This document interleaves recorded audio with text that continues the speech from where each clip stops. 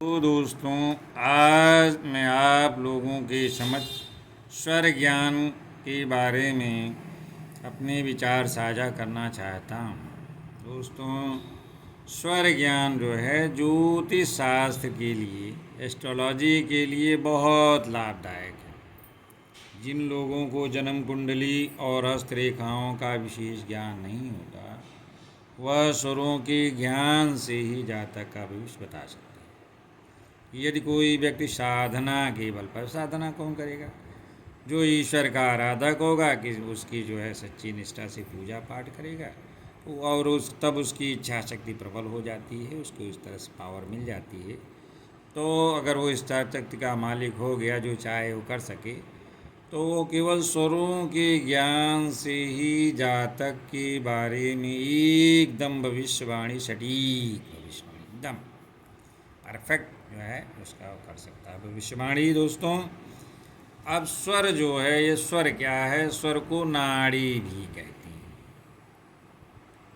अब आप जब सुबह उठते हैं, देखते होंगे कि नाक से सांस अंदर बाहर आ जा रही है, या तो दाहिनी तरफ से चल रही है छिद्र से, या तो बाएं चल रही है। वैसे भी दोस्तों, जब तक सांस है तब तक आस है, जब तक सांसें चल रही हैं तभी तक मनुष्य का जीवन है, और ये बचपन जन्म लेने से लेकर मृत्यु पर्यंत तक चलती है। जब तक सांसें हैं तब तक आसें हैं। तो दोस्तों, लेकिन इसका भी ज्योतिष में अपना महत्व है। मनुष्य में नाड़ी अथवा स्वर ज्ञान द्वारा भविष्य का ज्ञान किया जा सकता है। तो यदि नाक के बाईं ओर से हवा अधिक आ रही हो और दूसरी तरफ दूसरा छेद बंद है, अब दोस्तों चित्र से समझिए। ये देखिए, नाक है, ये दो छिद्र हैं। अगर ये इधर से हवा आ रही है, ये दाहिना स्वर कहेंगे, ये सूर्य नाड़ी है। इसी तरह से अगर बाएं से आ रही दोस्तों, ये इधर से हवा निकल रही नाक से, इसको बायां स्वर कहते हैं, यानी इसे चंद्र नाड़ी कहते हैं। तो इसे छेद बंद है, तो इसे चंद्र नाड़ी कहते हैं। यदि चंद्र नाड़ी दिन भर चलती है दोस्तों, तो वो शुभ और फलदायक होती है। यानी उस दिन जो कार्य करते हैं, जो सोचे हैं, जिस कार्य के लिए निकलते हैं दिन भर में, वो परिणाम शुभदायक होता है, सफलता मिलती है। और इसी तरह से अगर रात्रि को सूर्य नाड़ी, यानी सूर्य नाड़ी क्या है ये दोस्तों? ये है दाहिने से अगर रात में चलती है, तो ये समझ लीजिए स्वास्थ्य के लिए काफ़ी उत्तम मानी जाती है, फलदायक भी होती है, इसका रिजल्ट बहुत अच्छा होता है। लेकिन कभी कभी ऐसी स्थिति होती है दोस्तों की, देखिए कि ये नाक का ये चंद्र स्वर चल रहा है, और इस छिद्र से ये सूर्य स्वर चल रहा है, सूर्य नाड़ी, ये चंद्र नाड़ी है, सूर्य नाड़ी। अब कभी कभी दोनों से हवा निकल रही है। तो दोस्तों, इस प्रकार की स्थिति अगर है कि दाहिना स्वर और बायां स्वर दोनों बराबर चल रहे हैं, तब यानी नाक के दोनों छिद्रों से हवा अंदर बाहर आ रही है, तो ऐसे समय में मनुष्य को क्या करना चाहिए? मनुष्य को ऐसे समय में ईश्वर का ध्यान, पूजा पाठ, भक्ति, ईश्वर का स्मरण, धर्म प्रचार, लोक कल्याणकारी कार्य करनी चाहिए। यानी सांसारिक कार्यों से इधर कार्य ईश्वर की आराधना में लगाना चाहिए। और जब ये दोनों स्वर चलते हैं, यानी सूर्य चर और चंद्र नाड़ी, अब दोनों तरफ से हवा निकलती है दोस्तों, तो इसका इसमें आपकी सुषुम्ना नाड़ी खुल जाती है। इसको हम सुषुम्ना नाड़ी करते हैं, यानी दोनों तरफ से नासिका से हवा आती जाती है। तो ऐसी जब स्थिति बनती है दोस्तों, तो ये सब कार्य करने चाहिए जो मैंने आपको अभी बताया। अब दोस्तों, किसी व्यक्ति का भविष्य बताने के लिए अगर आप हस्तरेखा या जन्म कुंडली जैसे गूढ़ विषयों को नहीं जानते, तो स्वर विज्ञान के माध्यम से भी प्रश्नकर्ता का भविष्य फल बताया जा सकता है। तो अब कौन बता सकता है? सभी व्यक्ति नहीं बता सकते दोस्तों, वही बता सकता है। पहली बात तो ये जो मैंने चित्र बनाया है, लग ड्राइंग उतनी अच्छी नहीं है दोस्तों, समझाने के लिए मैंने आपको बनाया। ये साधक, साधक वही होता है दोस्तों जो ईश्वर की में आस्था रखता हो और सदाचार पूर्ण आचरण जी करके ईश्वर की आराधना में लीन हो और इन परोपकारी कार्यों में लगा हुआ हो। ज़्यादातर उसका समय जो है परोपकारी कार्यों में लगा हो, सांसारिक मोह माया थोड़ा कम ही रहता है। तो ऐसा साधक क्या करें? वही पहली बात तो ये शर्त है कि ये साधक हो वह ईश्वर की शक्ति को मानता हो, आस्तिक, यानी नास्तिक लोगों ये नास्तिक लोग नहीं कर सकते, यानी आस्तिक होना चाहिए दोस्तों व्यक्ति। दूसरा बात ये है दोस्तों कि प्रातः काल वह व्यक्ति, कोई भी व्यक्ति हो जो भी ईश्वर का भक्त हो, वह स्नान करके तिलक लगा करके, ये देखिए तिलक लगाया हुआ है, इस तरह से स्नान करके शुद्ध करके तिलक लगा के आसन पे बैठ जाए। ये आसन है दोस्तों, यहीं आकर आराम से बैठे, ये आसन। इसी करके मतलब शुद्धता ज़्यादा जरूरी है, सदाचार शुद्ध पूर्ण जीवन होना चाहिए। यहाँ आके बैठ जाएंगे। अब इसके बाद जो भी व्यक्ति आए, मान लीजिए बाप से आया कि भाई आपको ज्ञान है स्वर विज्ञान का, चलते हैं आपसे प्रश्न पूछते हैं फल क्या होगा। तो कोई भी व्यक्ति आया है, अभी गेट है यहीं से एंट्री किया अब आपकी तरफ। अब ये दो गोले बनाए हुए हैं देखिए, दाहिनी तरफ और बाईं तरफ। अब उससे कहते हैं आप कि किसी भी तरफ अपने मन से आके बैठ जाए, ये नहीं कि इधर बैठो उधर बैठो, जहाँ मन गए इधर गोले में बैठो चाहे साइड में। अब वो कोई भी आकर के किसी भी दिशा में आके बैठ गया, मान लो यही बाएं आके बैठ गया, तो आप अपने इष्ट देव का स्मरण दिमाग में रख करके कुछ बोलिए। जैसे कुछ भी मंत्र होते हैं ईश्वर के नाम जो भी है, तो आप बोले, अपने साधक का स्मरण करें। अब यदि व्यक्ति बाईं ओर जा करके यहीं बैठ जाता है कि दोस्तों ये बैठ गया, यहाँ से प्रवेश किया, यहाँ जाके बैठ गया।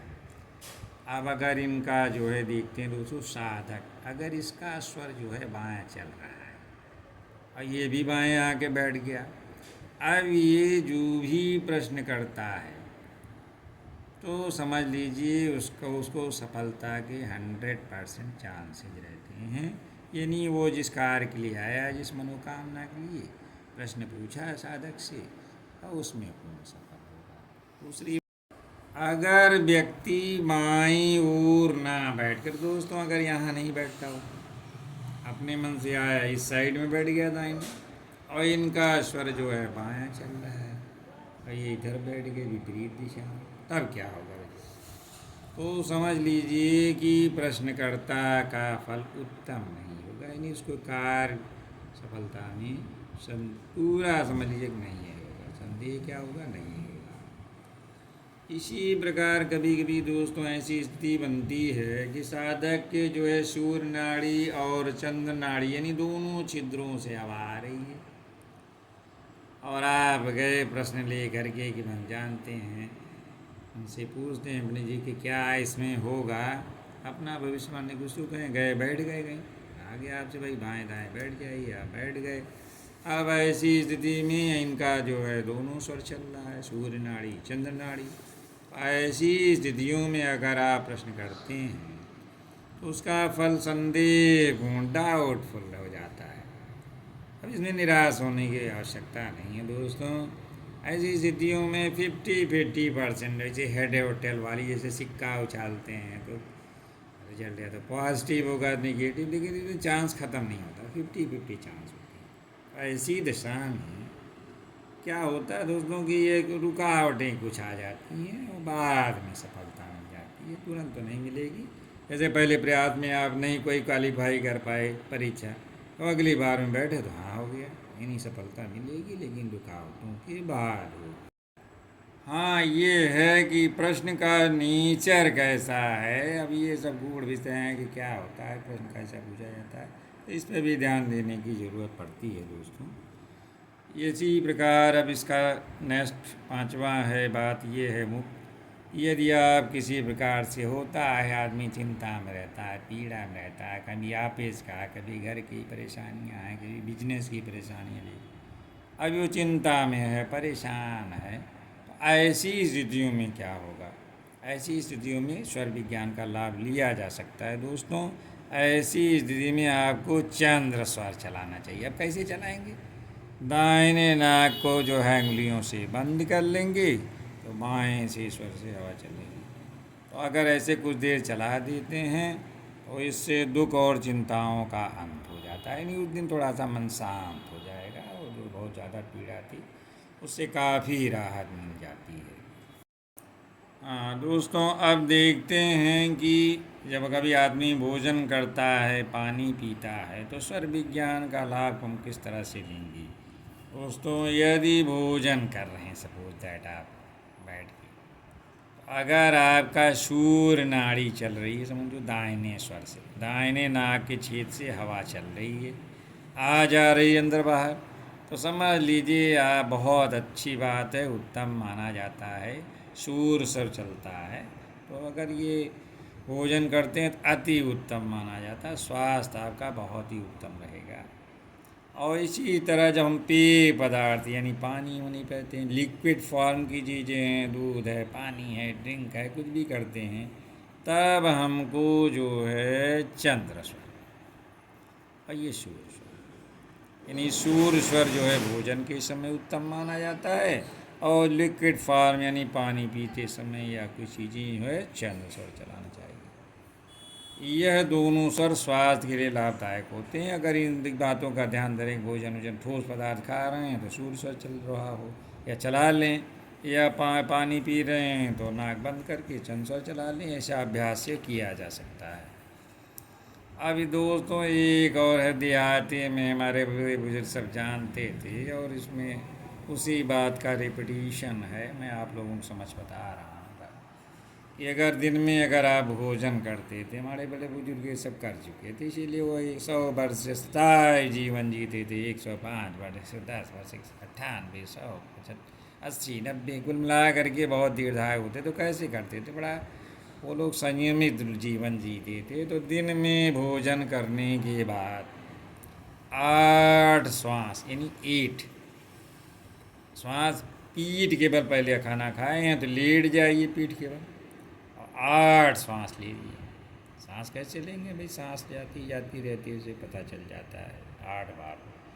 जैसे बीपी नापते हुए धड़कन नापते हैं, तो वैसे श्वास नापते हैं। इसके बाद 16 श्वास दाहिनी करवट लीजिए, करवट बदल लीजिए, दाहिनी करवट लेते हैं, 16 श्वास तक रुके रहें दाहिनी करवट। फिर अंत में क्या करें? फिर करवट बदल लें। अब ये बाईं तरफ, बाईं तरफ कितनी देर लेटेंगे? 32 बार गिनते रहें मन में इस 32 श्वास में।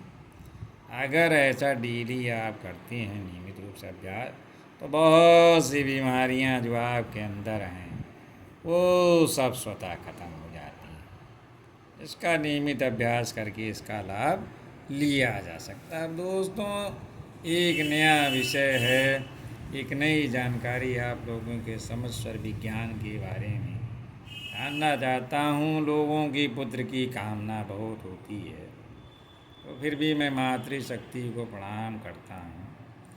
कुछ लोगों के पुत्रियाँ जो है ज़्यादा हो जाती हैं, पुत्र नहीं होता तो बाकी निराश हो जाते हैं। अभी एक पुत्र की कामना के लिए हजारों मन्नतें मांगते हैं, और ईश्वर से मांगते हैं कि हमको भी एक पुत्र मिल जाए। तो दोस्तों, इस स्वर विज्ञान का प्रयोग करके इस इच्छा की पूर्ति की जा सकती है, और इसमें कोई पाप भी नहीं करना पड़ा कि चलो आप अब क्या है अल्ट्रासाउंड करा के भ्रूण हत्या जैसा पाप करते हैं। तो इसमें ऐसा कुछ नहीं दोस्तों। ये नियम ये है दोस्तों कि अगर पुत्र की आकांक्षा जिनको है, केवल अब पुत्र चाहते हैं, पुत्रियाँ हो चुकी हैं, और स्त्री यत नार्यस्त पूज्यन्ते रमन्ते तदेवता, अगर पुत्री है तो लक्ष्मी स्वरूपा ही है। कभी कभी पुत्र की कामना भी लोग समाज की दबाव में, मजबूरियां हैं, कुछ ऐसी मान्यताएं हैं, तो इसकी वजह से क्या करते हैं, चाहते हैं पुत्र हो जाए।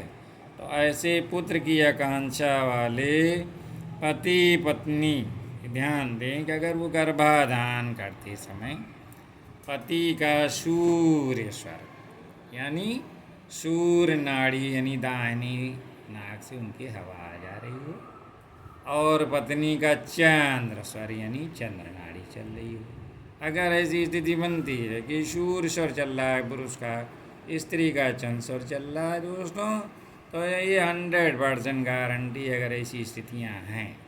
और दूसरी बात ये कि मेडिकली वो लोग फिट हैं, ये संतान उत्पत्ति के योग हैं, तो निश्चित रूप से पैदा ही होता है। ये प्रयोग सिद्ध है जो है कि इस तरह की स्थितियां बनती हैं, ईश्वर की कृपा होगी तो निश्चित रूप से पुत्र की प्राप्ति होती है। यानी पुरुष का सूर्य स्वर चल रहा हो, स्त्री का चंद्र स्वर चल रहा हो। इसी प्रकार दोस्तों ऐसी बात नहीं है कि सभी पुत्र की ही आकांक्षा करते हैं। कभी कभी जो है पुत्र हो जाता है तो लोग पुत्री के लिए लालायित रहते हैं। तो आजकल के ज़माने में पुत्र और पुत्री में कोई भेद नहीं है, ना मैं इसका समर्थक ही हूँ। दोनों कन्या पुत्र और पुत्री सभी समान हैं, सबको जो है आगे बढ़ने का अवसर पुत्र और पुत्री दोनों को मिलना चाहिए। तो यदि किसी जातक के मन में जो है भाई कि पुत्री की आकांक्षा है, बड़ी इच्छा है, भाई लड़का तो हो चुका है, एक बिटिया आनी आ जाती हैं लक्ष्मी, तो बहुत अच्छा रहता है, लोगों की कामनाएं होती हैं दोस्तों। तो क्या करें, ऐसी स्थितियों में भी पुत्री की भी आकांक्षा पूरी हो सकती है। तो पुरुष का इसमें ध्यान देखें तो पुरुष का जब ये गर्भाधान के समय, सहवास के समय चंद्र स्वर चल रहा हो, कौन सा चलेगा, चंद्र नाड़ी, यानी बाएं नाक से जो है हवा चल निकल रही है पुरुष की, वो हथेली रख करके किधर से हवा निकल रही हो पता चल जाता है। और पत्नी का चंद्र स्वर चल रहा है, ये देखिए, पुरुष का चंद्र स्वर, स्त्री का भी चंद्र स्वर। अगर दोनों के बाएं नाक से हवा निकल रही है और उसमें सहवास किया जाता है तो दोस्तों पुत्री की प्राप्ति होती है। अब दोस्तों ये असर विज्ञान में वैसे भी साइंटिफिक भाषा में है कि अब गर्भ तभी ठहरता है जब स्त्री का चंद्र स्वर चल रहा हो। तो इस प्रकार से स्वर विज्ञान की सहायता से पुत्र या पुत्री की आकांक्षा पूरी की जा सकती है। धन्यवाद। जय बजरंग बली। दोस्तों आपको ये वीडियो कैसा लगा जो मैंने आज स्वर विज्ञान के संबंध में ईड़ा, सुषुम्ना और शूल नाड़ी के बारे में बताया, उनसे हुए लाभों के बारे में बताया, जिससे काफ़ी कुछ जो है अभ्यास से लाभ लिया जा सकता है। तो दोस्तों लाइक करें, कमेंट करें, सब्सक्राइब करें, जिससे ऐसे ही और वीडियो बना करके आप लोगों के साथ साझा कर सकूं। धन्यवाद। जय बजरंग बली।